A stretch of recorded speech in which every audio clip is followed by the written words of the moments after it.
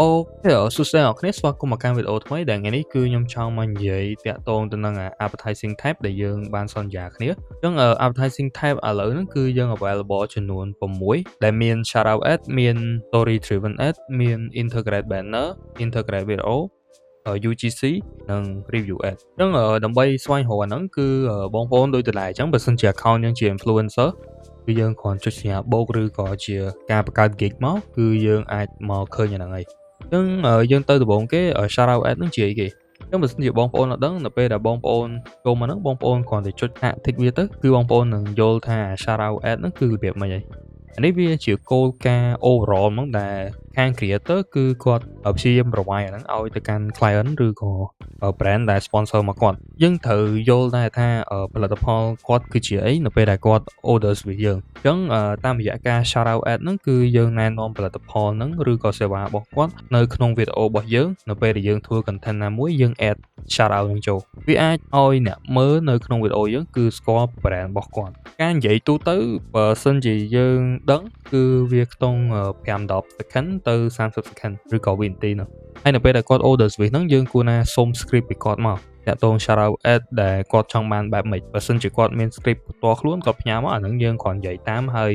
ផ្ញើ draft ឲ្យគាត់មើលប៉ុន្តែបើសិនជាអត់ទេយើងគ្រាន់សុំជា main point យើងនិយាយមកគាត់ផ្ទាល់ថាគាត់ចង់ឲ្យ promote បែបម៉េចឲ្យគាត់ list down មួយចំណុចឧទាហរណ៍ថាមាន promotion មានលក់មានអីគេខ្លះឬក៏ផលិតផលបែបម៉េចយើងសួរ detail មកដើម្បីយកមកធ្វើ script ខ្លួនឯងហើយយើងធ្វើវាទៅយើង voice over ហើយយើងផ្ញើទៅកាន់គាត់វិញក៏ដូចជាសុំ logo ឲ្យគាត់ផ្ញើមកដែរដើម្បី logo ណាដែលវាមាន quality ជាជាងយើង down នៅលើ internet របស់គាត់ផ្ទាល់ហើយបើសិនជាគាត់អត់មាន script គាត់មានតែ key point មកយើងអាចយក key point ទាំងអស់ហ្នឹងទៅតួ ChatGPT ឬក៏សិក្សាអាជីវកម្មរបស់គាត់ analyze តិចតួចជាមួយ AI ទៅយើងអាចឲ្យ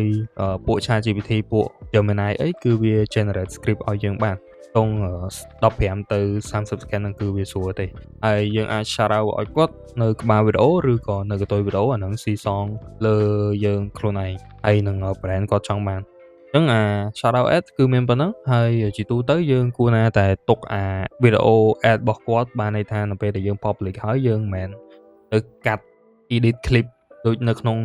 YouTube វាមានកន្លែង studio ដែលអាចកាត់ clip ad ហ្នឹងចេញអញ្ចឹងយើងមិនគួរណាធ្វើទេបើសិនយើងធ្វើគឺវាខុស policy អីវាខុសទៅលើកិច្ចព្រមព្រៀង digital contract ដែលយើងដាក់នៅលើនេះហើយជាទូទៅយើងគួរណាតែដាក់ ad របស់គាត់យ៉ាងហោចណាស់គឺពី10ខែឬក៏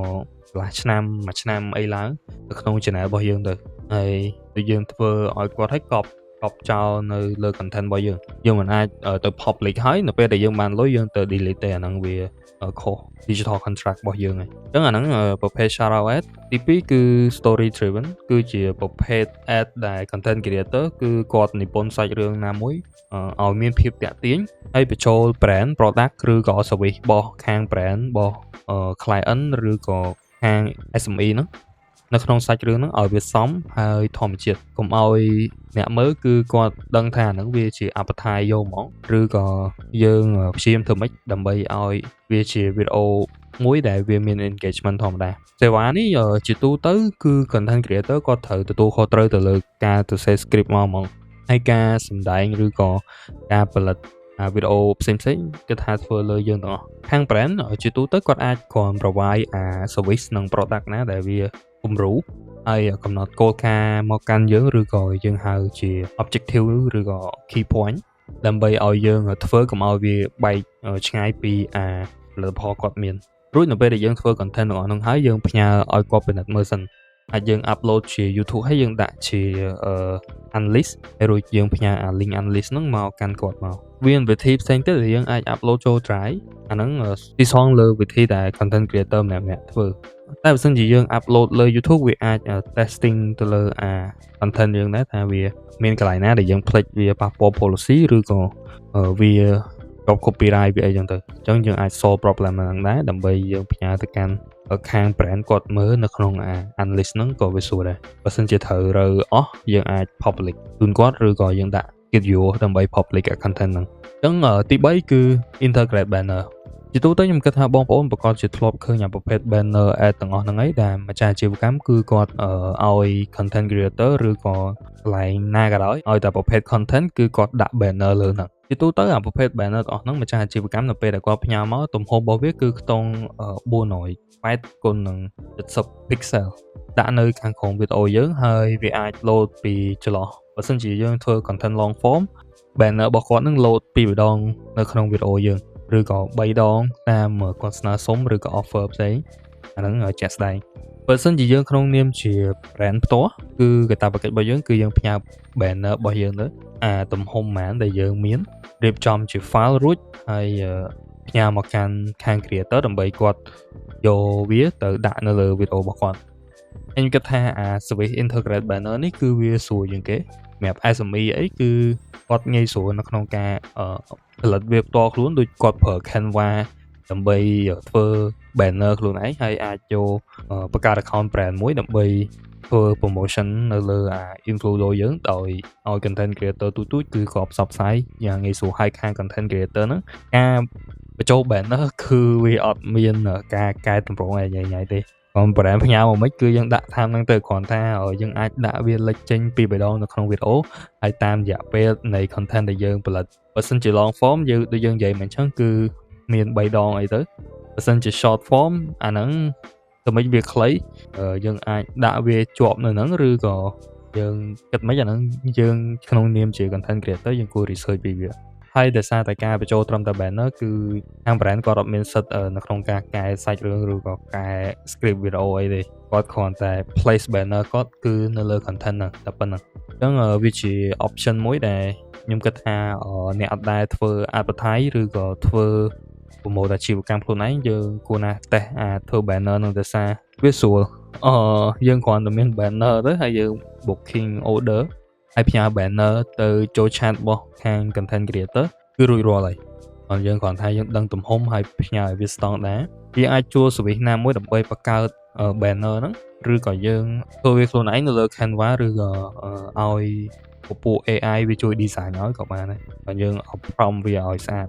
យើងទៅបន្តគឺទី4គឺជា integrate video ad integrate video ad វាគឺជាប្រភេទ commercial ad មួយដែលយើងបញ្ចូលទៅក្នុងវីដេអូរបស់ content creator ហ្នឹងជាវីដេអូដែលយើងធ្វើឲ្យស្រាប់ហើយយើងគ្រាន់តែ send ទៅកាន់ creator ហ្នឹងរួច creator ហ្នឹងគឺ down យកមកដាក់នៅក្នុងវីដេអូគាត់រយៈពេល commercial ad ជាទូទៅវាខ្ទង់5 10ទៅ30វិនាទីដល់គ្នាហ្នឹងសម្រាប់ម្ចាស់អាជីវកម្មដែលគាត់ធ្វើហើយ file វាអាចរៀងធ្ងន់តិចដោយសារ commercial វាជា quality ខ្ពស់ហើយមាន plane មានចម្រៀងនៅពីក្រោយ commercial ad ហ្នឹងអញ្ចឹងបើសិនជាអាហ្នឹងវា copyright អាហ្នឹងយើងត្រូវតាក់ទងទៅខាង brand ដោយសារ content creator គាត់អាចទទួលខុសត្រូវទៅលើអាសិទ្ធិ copyright របស់ចម្រៀង background របស់ video ad ហ្នឹងទេព្រោះ file គឺ file មកពីខាង brand អញ្ចឹង brand គាត់យកចម្រៀងមកពីណាឬក៏យើងស្នើសុំទៅ brand ដើម្បីកែចម្រៀងហ្នឹងវិញបើសិនជា content ហ្នឹងវាដាក់ចម្រៀងហ្នឹងទៅគឺ copyright អញ្ចឹងយើងជជែកគ្នានៅក្នុង chat របស់ influencer យើងបាននៅក្នុងការ solve problem ហ្នឹង UGC ad ឬក៏ UGC content នេះវាជា user generated content បានន័យថាអតិថិជនគឺគាត់បង្កើតវីដេអូមួយដែលកើនភាពជឿជាក់ទៅលើផលិតផលខាង brand នៅពេលដែលគាត់ប្រើប្រាស់រួចគាត់គឺជាអតិថិជនពិតៗអញ្ចឹងនៅពេលដែលអតិថិជនពិតៗទាំងនោះគាត់ប្រើអាផលិតផលទាំងអស់ហ្នឹងហើយក៏អាចចូលមក listing ជា gig នៅលើ platform យ៉ាងដែរដែលថាយើងធ្លាប់ប្រើ brand នេះយើងអាចដាក់សុំរូបឬក៏ gallery ហ្នឹងទៅលើអាផលិតផលដែលយើងប្រើប្រាស់ហ្នឹងទៅហើយមានសមិទ្ធផលជាក់ស្ដែងយើងអាចបង្កើតជា gig ដាក់ list នៅលើហ្នឹងហើយបើសិនជាខាង brand គាត់ឃើញអារូប gallery របស់យើងតាក់ទងទៅនឹងផលិតផលគាត់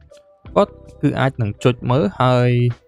ឃើញថាយើងពិតជាអ្នកប្រើប្រាស់មែនហើយបើសិនជាគាត់ចង់បាន UGC content ពីយើងគាត់អាច order gig ហ្នឹងហើយយើងអាចផលិតវីដេអូក្នុងនាមជាអ្នកប្រើប្រាស់ពិតជូនទៅគាត់បានអានេះវាជា opportunity ដែរបើយើងគ្រាន់តែមក list gig ទុកចោលទៅលើផលិតផលដែលយើងមានហើយនៅក្នុងពេលណាមួយដែល brand គឺគាត់ឃើញហើយគាត់មានតម្រូវការទៅលើការចង់បានប្រភេទ UGC content លើ video ad ឬក៏គាត់យកទៅប្រើផងជាអតិថិជនរបស់គាត់ដើម្បីបង្កើនភាពជឿជាក់និងលក់ដាច់ជាងមុនគាត់អាច order យើងហើយយើងអាចទទួលបានប្រាក់ពីខាងគាត់ទៀត ហើយបើសិនជា content creator ម្នាក់ហ្នឹងគាត់អត់ទាន់មានផលិតផលហ្នឹងទេដែលយើងក្នុងនាមជា brand ផ្សេងមិនមែនជា brand ដែលគាត់ដាក់នៅក្នុង gallery ហ្នឹងយើងអាច order គាត់ហើយយើងផ្ញើអាផលិតផលហ្នឹងទៅកាន់គាត់ទៅរួចយើងអាចដាក់រយៈពេលឬក៏ send ជា offer ថ្មីនៅក្នុង chat យើងមានកន្លែង send offer អញ្ចឹងយើងអាចទៅឡើងថ្ងៃទៅដើម្បីឲ្យមានពេល creator គាត់តេស្តផលិតផលនោះរួចវាបាន benefit ជាក់ស្ដែងដើម្បីយកវាមកថតអញ្ចឹងមុនថតគឺគាត់បានប្រើប្រាស់ហើយស្គាល់អាហ្នឹងវាច្រើននិងវាមានលទ្ធផលយ៉ាងណាគាត់អាចសួរចែកម្លែកហើយធ្វើវីដេអូហ្នឹងខ្ញុំមានប៉ុណ្ណឹងហើយបើសិនជាក្នុង review ad វិញ review ad វាជា ad មួយដែលតាក់ទងទៅនឹង review ផលិតផលសេវាណាដែលចេញពីបទពិសោធន៍ពិតគាត់ដែរឬក៏យើងអាច send ជា gift send ជាអនុស្សាវរីយ៍ដើម្បីបង្កើនទំនុកចិត្តទៅកាន់អតិថិជនយើងតែងតែឃើញ brand ខ្លះគឺគាត់ផ្ញើអា gift ទាំងអស់ហ្នឹងមកកាន់ខាង content creator ដោយ free ហើយគាត់ឲ្យគាត់ជួយថត review អា unboxing product របស់គាត់ដោយសារ brand គាត់ expect ថាបើសិនជាគាត់ឲ្យ gift ទៅម្នាក់ហ្នឹងគឺគាត់អាចទាញ audience ដែលនៅក្នុង category របស់ content creator ម្នាក់នោះគឺមកធ្វើជា customer គាត់ដែរអាហ្នឹងវាសំខាន់ហើយសម្រាប់នៅក្នុង digital contract យើងគឺយើងមានប្រមាណ list ហ្នឹងទាំងអស់គ្នាមុននឹងដាក់វាគឺទាំងអស់គ្នាអានហើយយើងអាចមាន edit អីផ្សេងៗទាំងអស់គ្នាចង់លុបអា digital contract ហ្នឹងចោលទៅសេខ្លួនឯងក៏បានដែរប៉ុន្តែអានេះយើងគ្រាន់តែសម្រួលទៅលើ user experience យើងគ្រាន់តែ tick ទៅគឺវា generate auto caption description ហ្នឹងគឺវាស្រួលឲ្យយើងអស់ទៅលើ gig ដែលយើងចង់ listing យើងអាចទៅ save time ឬក៏យើងអាច delete ចំណុចណាខ្លះដែលយើងមិនចង់ដូចខាង brand គឺគាត់អត់មានសិទ្ធយកអា video review យើងទៅអញ្ចឹងទៅយើងអាចបញ្ជាក់គាត់មុនហើយយើងក្នុងនាមជា brand យើងគួរណាអានdescription ទាំងអស់ហ្នឹងដែរនៅពេលដែលគាត់ listing ជា gig របស់គាត់មុនយើង order គឺយើងនឹងឃើញអា description ទាំងអស់ហ្នឹងអញ្ចឹងយើង notify ថាអា AI generated caption នេះគឺវានៅដដែលឬក៏គាត់បានកែអីសិនជាយើងនៅដដែលគឺយើងបានអានពីមុនឬក៏យើងធ្លាប់ order ពីមុនគឺយើងធ្វើតាមហ្នឹងបើមិនចឹងទេបើគាត់មានការកែតិចតួចគឺយើងអាចមើលហើយយើងកាត់ឡើងវិញមុន order វាមានវិធីច្រើនដែលអាចធ្វើលើ Infludo យើងបានហើយសង្ឃឹមថាវីដេអូនេះវាសម្រួលនឹងឲ្យអ្នកគ្នាយល់ពីការធ្វើ advertise ឬក៏ advertising type នៅលើ platform យើងឲ្យកាន់តែច្បាស់ជាងមុនអរគុណជួបគ្នាជាមួយខ្ញុំនៅវីដេអូក្រោយបាយបាយ